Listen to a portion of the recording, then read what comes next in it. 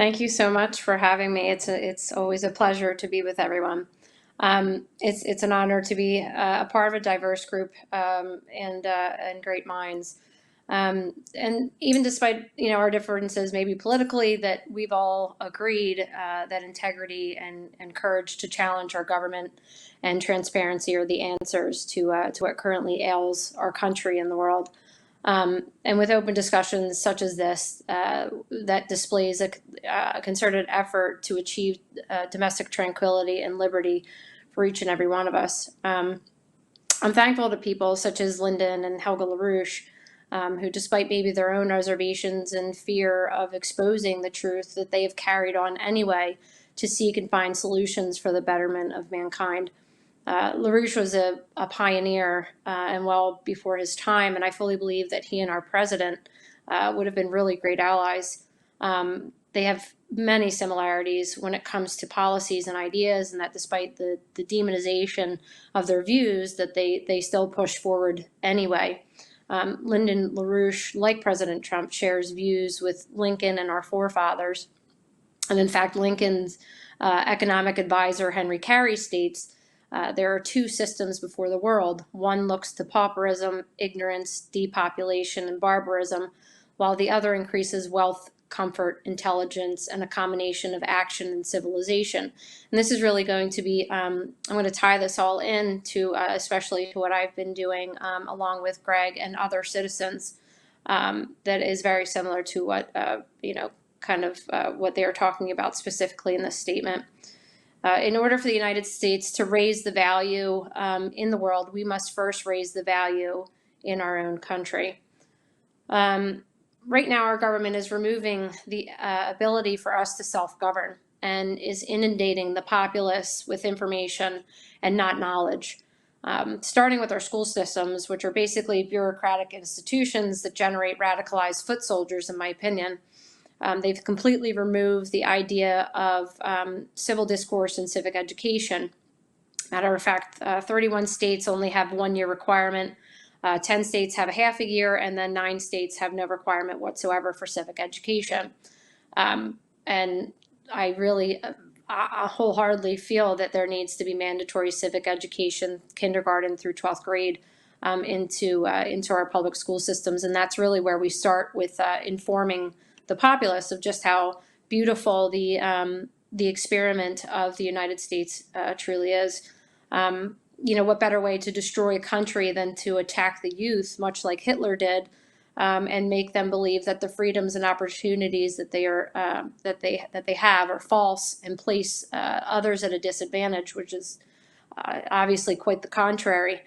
The world is watching and waiting for us to do the right thing. And for many American citizens, they're waiting for the government to do the right thing and to save us. And let me be the first to tell you, we must save ourselves and fight to keep our republic. We have forgotten that we, in fact, have the power and that the government was created to protect our rights, and that we, the citizens, are to restrain the government and not the government to restrain the citizens. We've accepted the belief that we do not have the right to self-govern, when in fact the Constitution of the United States says otherwise. It's important to recite the preamble of the Constitution, which starts with "We, the people of the United States, in order to form a more perfect union, establish justice, ensure domestic tranquility, provide for the common defense, promote the general welfare, and secure the blessings of liberty to ourselves and our posterity, do ordain and establish the Constitution of the United States of America." It's a very profound statement. We are an experiment that was developed by the people with a checks and balance system, and we're actually seeing it come to fruition right now during this election of these checks and balance systems and these constitutional pathways that we have. It's not just you have an election. There are other avenues, obviously, if there are issues with the irregularities and election fraud and voter fraud and what have you. And I was honored to be asked by the Trump campaign to be an elector, and I proudly casted my vote for President Trump and Vice President Pence. And right now, Pence has the constitutional power to choose those electors and we'll have many in Congress to back his decision. And if he chooses not to use that power and authority, there are obviously still constitutional pathways to make that decision, and it needs to be done. I've spent an immense amount of time informing myself about our government, constitutional law, and have remained very vigilant in the fight for integrity and transparency. I'm really self-taught, and there's beauty in that, because at any point a citizen can become informed and has the right to that knowledge, and they can become involved and they can truly make a difference. But the main goal is for us, is to empower others to do the same and recognize that freedom is not free at all, that we are a republic, and that we have a responsibility. We, the citizens, have a responsibility to stay informed, become informed, and to stay active, to keep our republic, just like Benjamin Franklin spoke of.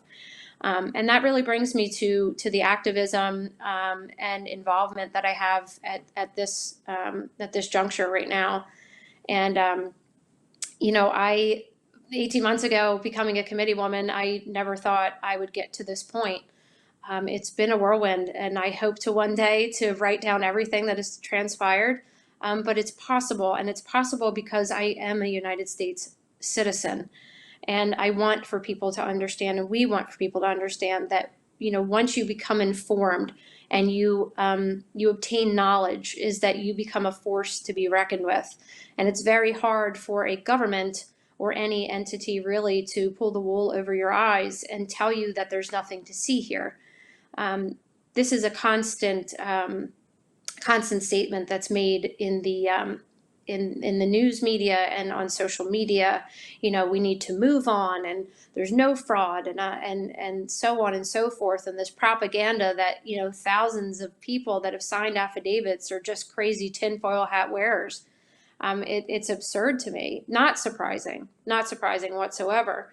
And I want to go back to a little bit about what Harvey Schlanger had spoken of earlier. Who can pull this off? And it's easy. There's a combination of many things, and that is, you have a rogue judicial branch that is really kind of doing an olay to these cases and not allowing evidence to be presented. I mean, true evidence to be presented to the public of what has happened in the 2020 general election. You have, money is a motivating factor. You want to talk about these centralized banks, and that money just has everything to do with what we're seeing. People are paid off on both sides, and that's not an opinion, that is fact.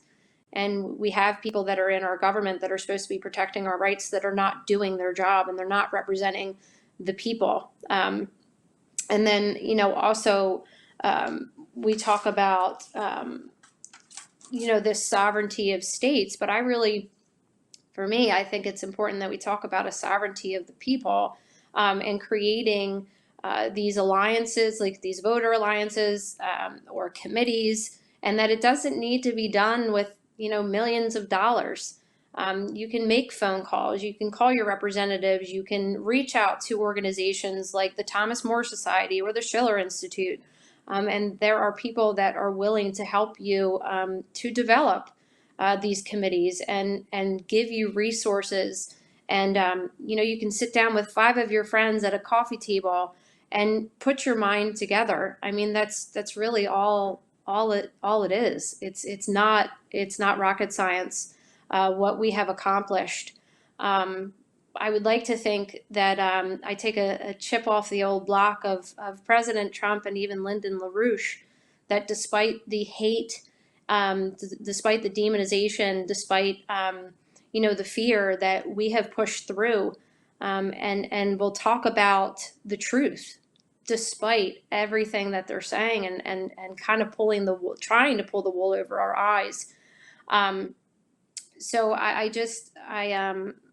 for the Voter Alliance Group, it's the Pennsylvania Voter Alliance Group that I am the president of, and we are affiliated with Project Amistad. I also am the president of a watchdog group, if you will, and it is a group of fantastic patriots that volunteer their time to investigate, to inform the populace, and who are trying to do the right thing. Um, and the things that we've informed ourselves on, things that were violated during the election. I'll give an example. The National Voter Registration Act, Help America Vote Act of 2002, election codes in the state of Pennsylvania, paying attention to or attending election board meetings, or paying attention to your county council and questioning your government and not being fearful of doing that, because that's our job. Our job is to be adversarial to the people that are supposed to be representing us. And I'll just give just a quick story. The Help America Vote Act of 2002, and it's a pretty lengthy document, but I would advise people to really sit down and read this document. The Help America Vote Act is a federal act that, there are regulations, and it was a reform of our federal elections. And these states, every state has to follow these regulations. And if they don't, they certainly shouldn't be awarded, HAVA money. And as of right now, Pennsylvania, my county especially, Delaware County, Pennsylvania, has violated this act in many, many ways. Delaware County has about 400,000 voters that are ineligible on our voting rolls, or voter registration rolls. And according to HAVA, these voter registration rolls need to be cleaned up. I mean, constantly. So if you think about it and you kind of put the dots together, and you have 400,000 people just in my county alone that are on this voter registration roll that are not supposed to be there, then I'm sure those people obviously received a mail-in ballot. And who knows who sent in that mail-in ballot. So, it's simple things like this where you can connect the dots. If you have common sense, you can connect those dots. And there are people that are willing to help you connect those dots. And then you just need to have the courage to speak up and inform, everybody of these issues, and not allow for people to try to shut you up. I'm certainly not planning on shutting up anytime soon. And there's a lot in store for 2021.